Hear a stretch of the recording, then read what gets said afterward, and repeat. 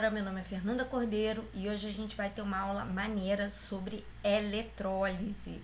A gente vai falar um pouquinho de metal de sacrifício primeiro e depois a gente vai falar um pouquinho de eletrólise. Porém, não só tem essa aula de eletrólise, a gente tem duas aulas de eletrólise, né? A gente começou com pilha parte 1, pilha parte 2, agora a gente vai para eletrólise parte 3, né? Porque eletroquímica parte 3 e depois eletrólise parte 4, tá bom? E a gente vai pegar um monte de assunto maneiro. Vamos lá.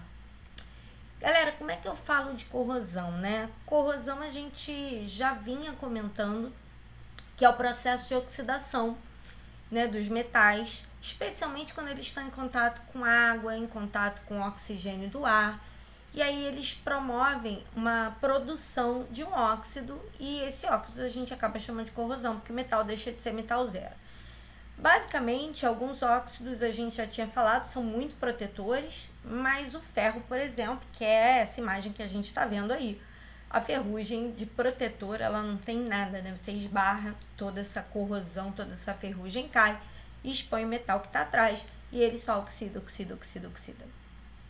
Bom, basicamente, né, a gente quando olha para qualquer metal, ele está ou estará oxidando, tá? No nosso dia a dia, praticamente todos os metais estão em contato com umidade, estão em contato com oxigênio e eles vão acabar sendo oxidados. Como eu falei, eu posso tentar proteger esses metais ou eles geram um óxido protetor. Então, vamos ver uma forma de proteger que seria usar o metal de sacrifício. Aqui a gente tem uma tubulação que vai ficar enterrada. E eu não sei se vocês conseguem ver, aqui tem uma plaquinha que eles estão colocando aqui em cima. Essa plaquinha é o metal de sacrifício. Qual é a função dessa plaquinha? Ela vai se oxidar e quando ela se oxida, ela doa elétron. E aí ela vai doar elétron para o encanamento, que é de ferro. E aí o ferro ganha esse elétron e se reduz. Então a probabilidade desse encanamento durar muito mais tempo. De vez em quando, eu vou ter que vir aqui e trocar essa plaquinha, fazer a retirada desse material oxidado e botar outra plaquinha de outro metal, né, para que ele possa continuar oxidando. Aqui tem um casco de um navio e essas plaquinhas aqui, ó, são metal de sacrifício. Não preciso que todo ele esteja, né, cuidado, todo ele protegido com metal de sacrifício. Não, metal de sacrifício são pequenos pedaços de tempos em tempos, né, de espaços em espaços, que a gente vai colocando. E aí esse metal ele tem um poder de oxidação mais alto e ao se oxidar, ele dá o elétron para essa parede toda aqui, que é de aço.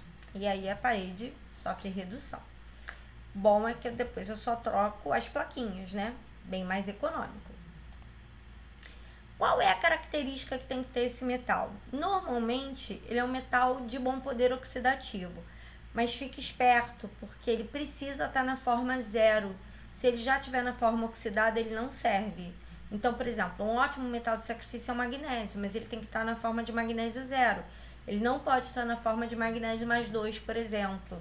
Zinco é outro metal que a gente usa muito para sacrifício. Mesma coisa, ele tem que estar na forma zero, ele não pode estar na forma zinco mais 2. Se tiver, ele não consegue mais proteger. Então, a ideia é, ele pega, ao se oxidar, ou naturalmente se oxidar, ele doa elétron, e o outro metal que eu quero proteger acaba ganhando esse elétron e ficando ok, tá bom? Então, assim, aqui eu tô dando um exemplo dos tubos, né, de oleoduto, né, enfim, casco de embarcação, coisas que a gente mostrou ali na foto anterior. Aqui tem uma outra forma, né, um outro tipo, é muito comum isso também para tanques que ficam enterrados, né, tanques de aço. Eu também posso usar o anodo ou o metal de sacrifício. Aqui a gente está usando o zinco. Você vê que com o passar do tempo o zinco se oxida, ele está aqui, ó, corroído. E aí os elétrons são transferidos para cá. Os elétrons estão passando por aqui, ó. E os elétrons estão sendo transferidos. Aqui é um meio eletrolítico porque eu preciso de um condutor, né? Esses, né, cátions e ânions que são gerados aqui, eles precisam de um meio condutor para poder se mover. Mas os elétrons estão passando aqui pelo fio, ó. Os elétrons estão aqui, ó, passando pelo fio e estão indo do anodo, de quem oxida, para o catodo, que é quem reduz. tá? Lembra que naturalmente, né, esse processo é espontâneo, anodo tem muito elétron, tem elétron sobrando, então ele é o polo negativo.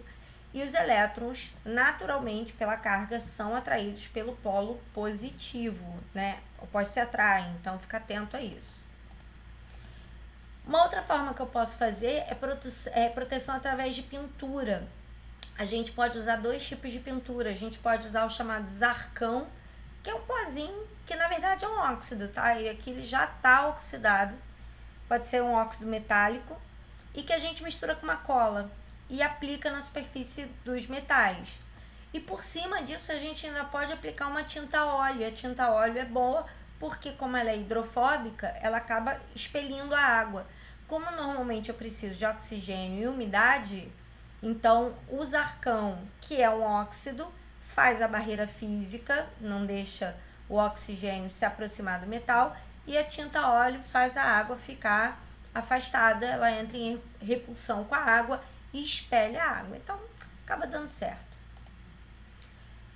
De um modo geral, galera, outra forma também da gente pensar nesse processo oxidativo, né?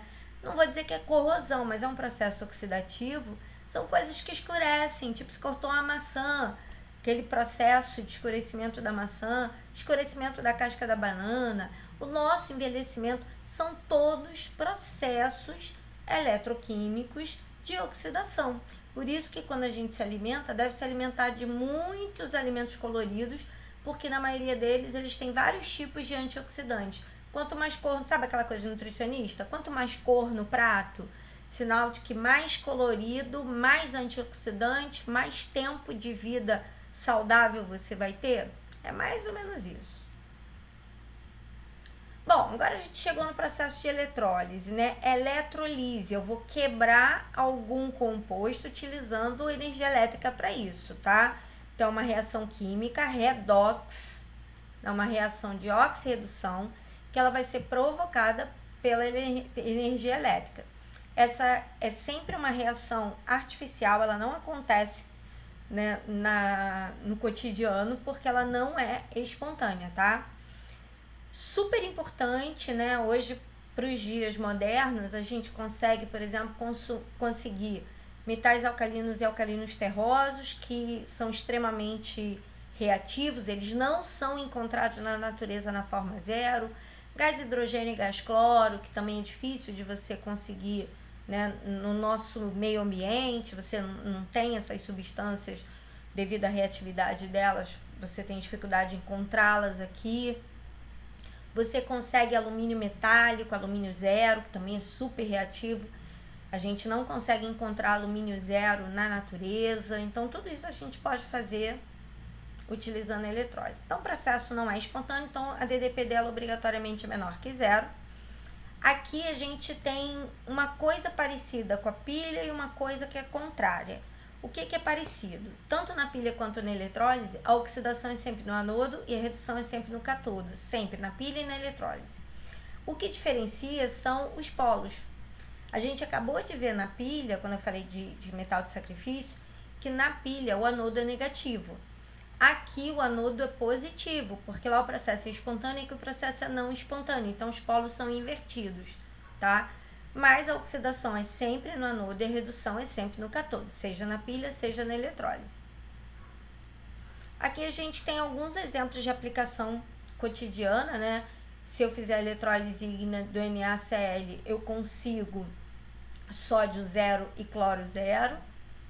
Se eu fizer a eletrólise ígnea do alumínio, da bauxita, né? Faltou um 3 aqui, galera. É a L2O3. Mas não vou voltar e gravar tudo de novo, não, tá? Deixa eu só consertar aqui. É a L2O3. Ela vai ficar assim. Vou gravar de novo, não. Então, ó, a soda cáustica, ela é produzida a partir da eletrólise em meio aquoso do NaCl, tá? O gás hidrogênio, como eu falei, né, eu posso fazer eletrólise do NaCl, que eu também, além de produzir o NaOH, produzo o gás cloro, produzo o gás hidrogênio. Tem várias formas de produzir gás cloro, a gente falou que aqui NaCl pode ser uma delas, mas gás cloro é utilizado, né, como alvejante, como tratamento para evitar micro-organismos, né? Niquelação, isso aqui é bem legal. Tem gente que acha que, eu quero fazer essa caneta banhada a ouro. Aí pega a caneta e mergulha no ouro derretido. Bingo. Não, não é assim. Por quê? Vocês já comeram maçã do amor? Já? Quando você come a maçã do amor, o cara pega uma maçã, espeta aqui, enfia na calda e puxa. Em cima, quase não tem calda. Embaixo fica aquele monte de calda acumulada, já viu? Ele fica completamente, sei lá, heterogêneo. E aí, tanto faz a niquelação, a cromação, a cobreação, a prateação, a niquelação, enfim. Quando eu quero cobrir um material com outro, a gente acaba fazendo por um processo chamado galvanoplastia, que é um processo de eletrólise que a gente usa para fazer o recobrimento de um anel, por exemplo, fazer um anel banhado a ouro, tá? É o processo de eletrólise. Eu tenho dois tipos de eletrólise, a ígnea e meio aquoso. A mais fácil é a ígnea, meio aquoso dá um pouquinho mais de trabalho. A gente vai ver as duas. Eletrólise ígnea é super simples. É você pegar um composto iônico, na maioria das vezes, 99% das vezes o composto é iônico. Você vai derreter esse composto iônico, então ele vai separar cátion para um lado, o ânion para o outro. O cátion vai reduzir, o ânion vai oxidar. É isso, tá? Basicamente é isso.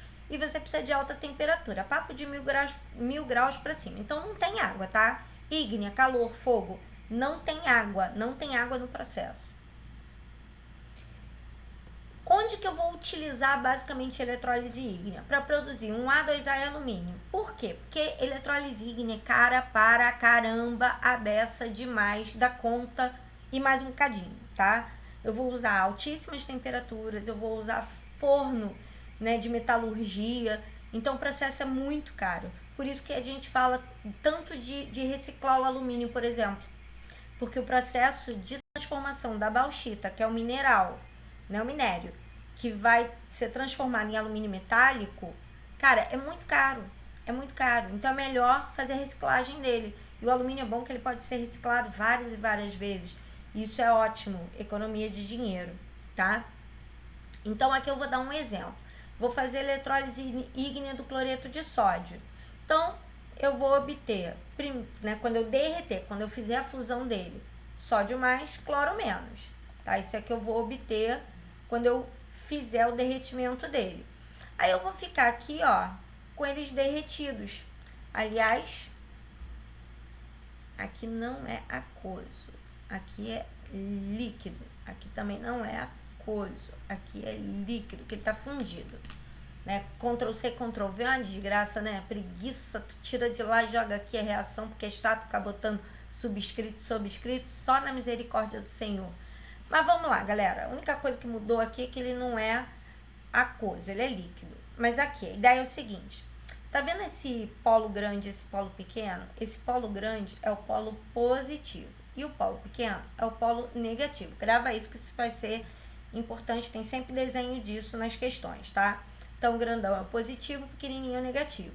O positivo vai atrair carga contrária, então ele vai atrair, ó, o cloreto. Vendo? O cloreto é atraído para o polo positivo, opostos se atraem.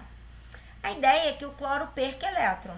Ele perdendo elétron, ele viraria cloro zero. Só que não existe cloro zero simplesmente assim, ó. Não existe isso aqui, ó, cloro zero, tá? Isso aqui não existe. O que existe é gás cloro. Então, eu vou precisar de 2 cloros negativos. Eles vão virar cloro zero, né, na forma de Cl2. E cada um deles vai liberar um elétron. São 2 cloros negativos, 2 elétrons. E aí o sódio? O sódio, ele é positivo, ó. Ele é positivo e vai ser atraído para o polo negativo. Opostos se atraem. Cada sódio, como ele é mais um, ele ganha um elétron e vai a zero. Como eu falei, vai tudo a zero, tá? A diferença é que o sódio consegue ficar nessa formazinha sozinho, assim, eu não preciso fazer Na2, porque metais não tem necessidade. Metal é só você deixar o metal e acabou. Bom, como é que ficaria então as reações? No polo negativo, que é esse aqui, ó, polo negativo. Semi-reação de redução. Então, toda vez que você vê essa sigla, semi-reação de redução. Foi o que aconteceu aqui, ó. Eu tenho um sódio, ele ganhou um elétron e virou sódio 0. E o polo positivo, que é esse polozinho aqui, aconteceu a oxidação do cloro. Então, semi-reação de oxidação, 2 cloros dando cloro 0 e liberando 2 elétrons, beleza? Só que o número de elétrons doados precisa ser igual ao número de elétrons recebidos, e aí eu tenho que multiplicar essa reação por 2. Então, eu vou ficar com 2, 2 e 2. Vou poder cortar os elétrons, e aí o que sobrou? 2 sódios e 2 cloretos, dando gás cloro e sódio metálico, tá? Não é tão difícil assim, é bem tranquilo. Vamos fazer outro exemplo, que é o MgCl. Primeira coisa, a gente faz a fusão. Na fusão, ele libera magnésio mais 2. Fê, por que lá era sódio mais e aqui é magnésio mais 2? Porque o sódio é da 1A, todo mundo da 1A tem carga mais 1, e o magnésio é da 2A, tem carga mais 2, beleza? E aí, o que vai acontecer, ó? Polo grande é o positivo, polo pequeno é o negativo. O negativo vai atrair a carga positiva, ó. E o positivo vai atrair a carga negativa. Como eu falei, a intenção seria o cloro perder elétron e ficar cloro 0. E o magnésio ganhar elétron e ficar magnésio 0. O problema é que a gente já viu que o cloro não consegue virar Cl, né? Não existe Cl. Então, no polo negativo, que é esse aqui, ó, polo negativo é o magnésio que está reagindo. Então, o magnésio, que era mais 2, ganha 2 elétrons e vira magnésio 0. Lembrando, ó, elétron é negativo. Aqui é positivo, mais 2 com menos 2 dá 0. Aqui eu tenho 2 cloretos, eles vão virar cloro na forma gasosa, Cl2, e vão liberar 2 elétrons. Posso cortar os elétrons, aqui já está igual, não preciso multiplicar nada. E aí é só copiar. Magnésio 2 mais, cloro, né, 2 cloros menos, dá cloro 0 e magnésio 0. Bem tranquilo. Aqui tem eletrólise ígnea, só para você ver industrialmente como é que funciona do NaCl. Aqui, ó, vamos ver se eu consigo marcar aqui para vocês, ó, que aqui tem um cilindro, tá vendo? Esse cilindro, todo ele aqui, ó, é o meu polo negativo. Todo esse cilindrozinho que eu tô marcando aqui, ó, todo ele é meu polo negativo. O polo negativo atrai quem? O sódio. Então, o sódio mais é atraído para esse polo aqui. Aí ele ganha elétron, vira sódio 0. Só que o sódio 0, eu botei essa outra imagem aqui, porque em alguns pontos ela tá melhor, ele é menos denso. Então, o sódio 0 se acumula aqui em cima, ó. E aí, ele sai por aqui na forma líquida. Então, aqui, ó, sódio líquido, tá? E o cloro, como é que fica o cloro? Vou mudar a cor da canetinha para marcar diferente, ó. O cloro, tá vendo esse meinho aqui, ó? Esse meinho aqui é o meu polo positivo, que aqui tá quadradinho. Não faz a menor diferença se ele é quadrado, se ele é redondo, se ele é retangular, tá? Então, ó, esse polozinho aqui, ó, é meu polo positivo. O meu polo positivo atrai o cloro, tá? Então, aqui é o polo positivo. Ele atrai o cloro. E aí, o cloro faz o quê? Ele acaba doando elétron, vira gás cloro e aí ele é recolhido por esse tubinho aqui, que também, ó, tá vendo? Tem um tubinho aqui que tá recolhendo o gás cloro. Bom, outra eletrólise importante é a eletrólise da água, uma forma, por exemplo, de eu produzir gás hidrogênio até para combustível. O que eu faço? A água, você não pode esquecer que a água, ela é H+, OH-. Então, a primeira coisa que eu fiz, na verdade, foi botar água igual H+ e OH-. Só que eu preciso ter 2H+ para poder ajustar aqui, tá vendo? 2H+, perdão. Eu tenho 2H+, não, eu tenho 1H+ e 1OH-, e eu vou precisar ajustar porque aqui embaixo, eu tava marcando errado, aqui embaixo eu tenho 2H+. Fê, por que você precisa de 2H+? Porque eu preciso que eles ganhem elétron para virar gás hidrogênio. Não existe, assim como no Cl2, né, não existe Cl, também não existe H, não existe Br, é H2, Cl2, Br2 e 2. Então, eu preciso de 2 hidrogênios, ganhar 2 elétrons para virar gás hidrogênio. Eu preciso de 2 hidroxilas eles vão liberar 2 elétrons, uma água e meio de O2. Eu vou dar uma dica para vocês não errarem essa reação aqui. Bom, número de elétrons doados precisa ser igual ao número de elétrons recebidos e tá. Aqui eu vou ter que ajustar, porque eu tenho 2 de H+, e aqui eu não tinha, que eu só tinha 1 de H+, e 1 de OH-. Então, na verdade, eu precisei multiplicar essa equação por 2. E aí, saio cortando todo mundo que eu posso. No final, o que sobra é só isso aqui. Agora, Fê, como é que eu vou gravar? Que a do H+, é fácil. Essa do H+, você vai fazer um monte de vezes, tá? Então, essa tem que gravar. 2 de H+, 2 elétrons, vai virar H2. Agora, essa aqui é mais chata de gravar, mais chata de decorar. Eu vou te dar uma dica, tá? Que, assim, não é pouco trabalhosa, mas, assim, você não corre risco de errar a reação. Então, olha só, eu vou colocar, ao invés de 2 hidroxilas, para você entender, eu vou fazer 4 hidroxilas, ó. 1, 2, 3, 4 hidroxilas, tá bom? Então, vou escrever aqui, ó, 4 hidroxilas. E aí, elas vão liberar. Vou mudar aqui a cor da canetinha. Olha pra cá, ó. 1, 2, 3, 4 elétrons. Ela também vai liberar, olha pra cá, H2O e outro H2O. Então, H2O aqui e H2O aqui são 2 águas. E ela também vai liberar, aqui, ó, um O com outro O. Então, ela vai liberar O2. Ah, mas essa reação tá com balanceamento diferente. Tá, não tem problema nenhum. É porque, como aqui eu tinha 2 elétrons, eu dividi essa daqui por 2. Então, a reação da hidroxila é essa aqui, ó. Tá vendo? Essa é a reação da hidroxila. Mas aí eu trouxe ela pra cá, dividida por 2, porque aqui já eram 2 elétrons, só pra facilitar a vida. Então, ao invés de botar 4 hidroxilas, eu botei 2. Ao invés de botar 4 elétrons, eu botei 2. Ao invés de botar 2 águas, eu coloquei 1. Ao invés de botar 1 ou 2, eu botei meio, mas só para poder ajustar os elétrons aqui. Senão, eu ia ter que multiplicar aqui por 4. Ia me dar mais trabalho. Então, só para ajustar, eu deixei ela assim. Mas aí, fica de uma forma que você talvez não tenha que decorar e facilite a tua vida. Aqui a eletrólise do sulfeto de alumínio, ó. Só para você se ligar, ó, são 2 alumínios e 3 enxofres.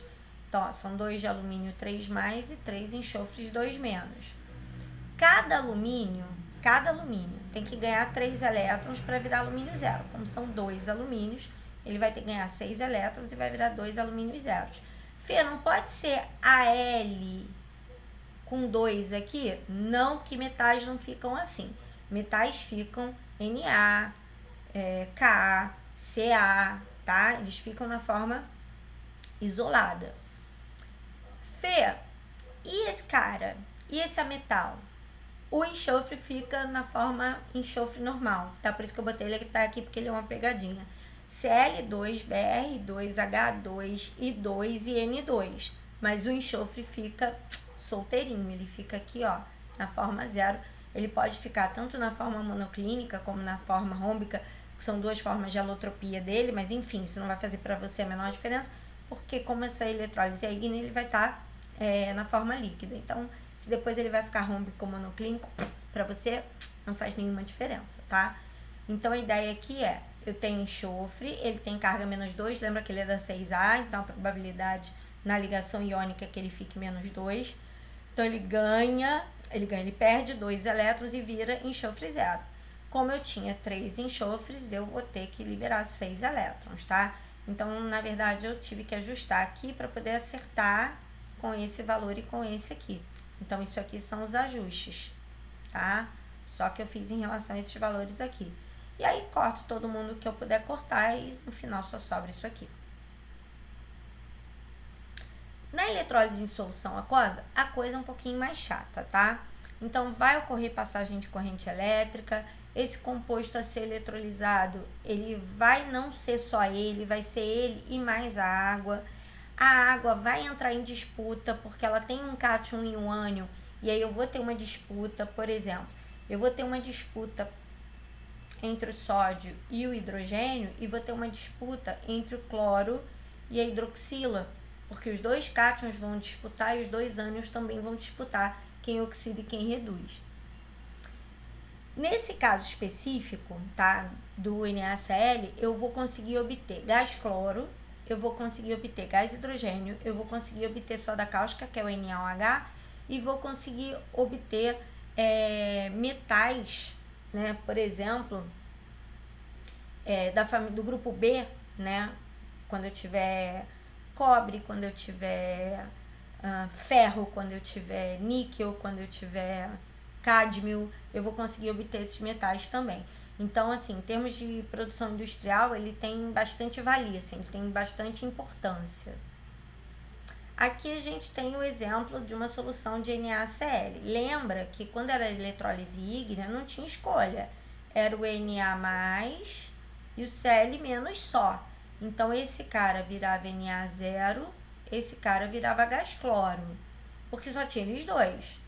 Só que agora eu tenho hidrogênio e sódio, eu tenho que escolher um deles. E eu tenho hidroxila e cloreto, eu vou ter que escolher um deles. Não são os dois que vão reagir, tá? Na vida real, o outro até reage um pouquinho, mas a gente vai fazer de conta que só um deles reage, porque para o ensino médio isso é mais fácil, tá?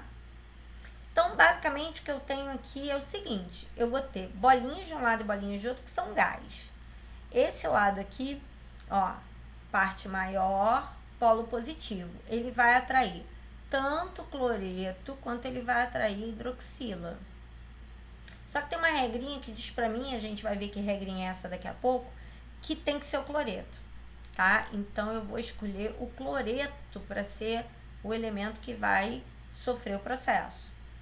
Trocando a minha canetinha, se ela me ajudar, é claro. No polo negativo, tanto poderia ser o sódio quanto poderia ser o hidrogênio. Formou um gás aqui. Se formou um gás, não é o sódio, porque sódio é metal, metal não é gás. Ele acabou reagindo o hidrogênio. E aí vai sobrar, ó, NaOH. Esses dois não reagiram, eles ficam aqui e acabam produzindo NaOH, tá? Mas, Fê, como é que eu vou saber que foi o cloro e não a hidroxila, ou que foi o sódio, que foi o hidrogênio e não o sódio, né? Como é que eu vou ter essa certeza? A gente vai ver já já. Vou só mostrar as reações aqui e a gente vai ver como é que isso funciona. Então, eu já estou dizendo para você que do NaCl... Ah, e detalhe, quando eu for fazer eletrólise em meio aquoso, eu tenho que fazer as 4 reações, tá? Tem que fazer todas elas, senão não vai dar certo. Se você esquecer uma dessas reações aqui, vai dar ruim. Qual é a primeira reação? Quebrar o sódio e o cloro. Então, sódio mais, cloro menos. Foi o que eu fiz aqui, foi quebrar sódio e cloro. Depois, hidrogênio, água, né? Eu tenho água aqui. E aí, ele vai liberar H+, e o H-, tá? Então, ele vai liberar o cátion e o ânion. A gente já falou que escolheu o hidrogênio e o cloro. Já já eu vou mostrar por quê. O hidrogênio, a gente já viu essa reação dele. Ele está se reduzindo, ele está ganhando elétron. Então, 2 de H+, ganham 2 elétrons e vira H2. E a semi-reação de oxidação são 2 cloretos que viram gás cloro e liberam 2 elétrons. Essa aqui também a gente já viu, essa reação é batida. Tanto a do hidrogênio quanto a do cloro vai aparecer toda hora, então fica atento nela, tá? Lembrando que o polo negativo atraiu o cátion e o polo positivo atraiu o ânion. Só para também recordar, se aqui aconteceu uma redução, esse aqui é o nosso cátodo. Se aqui aconteceu uma oxidação, esse aqui é o nosso anodo, beleza? Bom, galera, vou cortar tudo que eu posso cortar. Então, o H+, eu vou ter que cortar com H+, mas eu vou ter que multiplicar por 2. Então, vai ser 2, 2 e 2. Aí, eu vou poder cortar. Os elétrons, eu corto com os elétrons. Os cloros, eu vou ter que cortar, mas para isso, eu vou ter que multiplicar por 2 aqui, para poder cortar o cloro. No final, o que tem que sobrar? Só pode sobrar o sal e a água no reagente. Não pode sobrar mais nada. Fê, eu sou obrigada a botar esse H2O em cima da seta? Não, você podia ter escrito assim, ó, 2 de Na+, 2 de Cl-, mais água, tá? Não tem problema nenhum, não. E aí, vai liberar, ó, NaOH, 2 de cada, então 2 de NaOH, gás hidrogênio e gás cloro, tá bom? Esse gás saiu no cátodo, esse aqui saiu no anodo. Aqui só para você ter uma ideia, né, de como é que são vendidos. Aqui o sódio metálico, quando a gente faz eletrólise ígnea. Aqui o gás cloro, ele é um gás verde. E aqui a soda cáustica, que é vendida, né, para desentupir pia, por exemplo. Facilidade. Agora que a gente vai saber como é que eu escolho quem vai e quem não vai. Então, para facilitar a tua vida, tá? Para agilizar a tua vida, tenha como base a hidroxila, tá? Vamos ter como base aqui a hidroxila, porque se eu estou fazendo meia coisa, a hidroxila vai aparecer sempre. Ânions não oxigenados, aí ânions não oxigenados vai entrar cloro, bromo, iodo, enxofre, sempre oxidam, sempre. Esse aqui a gente bota porque ele faz parte da lista, mas gente, sério, eu nunca vi esse cara cair em questão nenhuma de vestibular nenhum, então na boa, ignora ele. Ele tem que estar na lista porque ele faz parte da lista, tá? Mas sério, assim, você não esquenta com ele porque ele nunca foi cobrado, eu nunca vi esse cara, nem quando eu era aluna, acredite nisso. Já procurei depois, né, por curiosidade, mas eu mesma, só por curiosidade mesmo que eu consegui achar, mas enfim. Então, se for cloro, bromo, iodo e enxofre, eles reagem. Se for um ânion oxigenado, aí entenda-se sulfato, carbonato, fosfato, nitrato ou flúor, aí é a hidroxila que reage. No cátion, né? Quais cátions vão reagir? Metais nobres, eu já ensinei vocês quais são os metais nobres, mas vou botar aqui de novo. Eu tenho cobre, prata, platina, paládio, mercúrio, ouro, tá? Então, ficou horrível a minha letra, né? Mas essa minha coisinha tá muito chata. Cobre, prata, platina, paládio, mercúrio e ouro. E o bom é que eles estão pertinhos na tabela, tá? Se você olhar eles na tabela, eles estão muito pertinho. Metais comuns, que são basicamente todos os metais que não são os nobres e que não são alumínio, alcalino terroso e alcalino. Lembrando que alcalino terroso é 2A e metal alcalino é 1A. Então, ó, não é alcalino terroso, não é alcalino, não é alumínio. Aí a gente tem como base o hidrogênio. Esses aqui reagem sempre, metais nobres e metais comuns reagem sempre. Alumínio, alcalino terroso e alcalinos só na ígnea, tá? Esses três últimos aqui só na ígnea. Eles não reagem em meio aquoso. Alumínio, alcalino terroso e alcalino só na ígnea. Aí eu só exemplifiquei, tá, galera? Que é só exemplos, né? Só para você lembrar o que é um ânion oxigenado, o que é um metal alcalino e um alcalino terroso, né? O que são metais comuns, o que são ânions não oxigenados. Aí, para te ajudar, esses aqui eu vou escrever assim, ó, nunca. Ou seja, eles nunca vão fazer eletrólise meio aquoso. Esses aqui, sempre. Eles sempre vão reagir no meio aquoso, tá? E aí tem alguns exemplos, né? Então, a gente vai começar aqui. Se eu tiver início L2 em água, quem reage? Então, vamos lá. Níquel, metal comum. Esse cara aqui, não oxigenado. Ah, então vai reagir os dois, o níquel e o cloro. A água não reage. Então, o níquel vai formar níquel zero e o cloro vai formar gás cloro, tá? O que sobrou, galera? Como esse cara não reagiu, sobrou um H+, e sobrou um OH-. Então, o pH dessa solução restante vai ser neutro, tá? A água aí, ela não participou de verdade, quer dizer, o níquel, que era metal comum, sofreu redução. E o cloro, que era um ametal não oxigenado, ele acabou conseguindo reagir, tá bom? Então, esse caso aqui vai me dar um pH neutro, pH 7, tá? Porque nenhum dos dois reagiu, sobrou um H+ e um OH-. Aqui, ó, zinco, sulfato, H+ e OH-. Zinco, metal comum. Então, ele reage. Ânion oxigenado, sulfato, não reage. Hidrogênio, a gente já viu que não vai reagir, porque é o zinco que reage, porque ele é metal comum. e a hidroxila reage. Então o zinco vai formar zinco zero. A hidroxila a gente já viu, né, que forma água, forma gás oxigênio, né? A gente já fez aquela reaçãozinha da hidroxila. E aí, olha o que sobrou, galera. Quem não reagiu foi o H+, e o SO4-2. Então, isso aqui vai liberar ácido sulfúrico. Então, o pH dessa solução que resta vai ser pH menor que 7, porque está liberando o ácido sulfúrico como produto dessa reação. Isso aqui fica no recipiente, tá? Isso aqui fica na solução. Ó, cloreto de alumínio. Alumínio foi o que eu falei, né? Alumínio só na ígnea. Aliás, vou até apagar porque eu estava marcando quem reage. Então, ó, alumínio só na ígnea. Então, alumínio não reage e o hidrogênio é quem vai reagir. Entre cloreto e hidroxila, a gente já viu que é o cloreto que reage. Então, o hidrogênio a gente já sabe que vai virar gás hidrogênio e o cloreto vai virar gás cloro. O que sobrou? Alumínio com hidroxila. Então, sobra alumínio e sobra hidroxila. O alumínio é 3+, e a hidroxila é menos. Só que esses dois juntos vão formar o AlOH3. Tem que, óbvio, né, fazer uma proporção aqui. Mas eles vão gerar o AlOH3, que é insolúvel.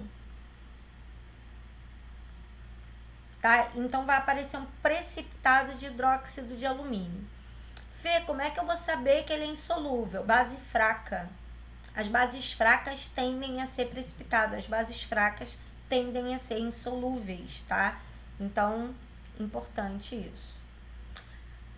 Aqui, um A que não reage. Então, quem vai reagir é o hidrogênio. Sulfato ânion oxigenado. Não reage. Quem vai reagir é a hidroxila. Então, nem esse cara reage, nem esse cara reage. Nenhum dos dois, ó. Então, quem reagiu? Foi a água. A água que sofreu a eletrólise. Então, o hidrogênio vira H2, a hidroxila vira gás oxigênio e água, né? Mas o principal aqui é o gás oxigênio.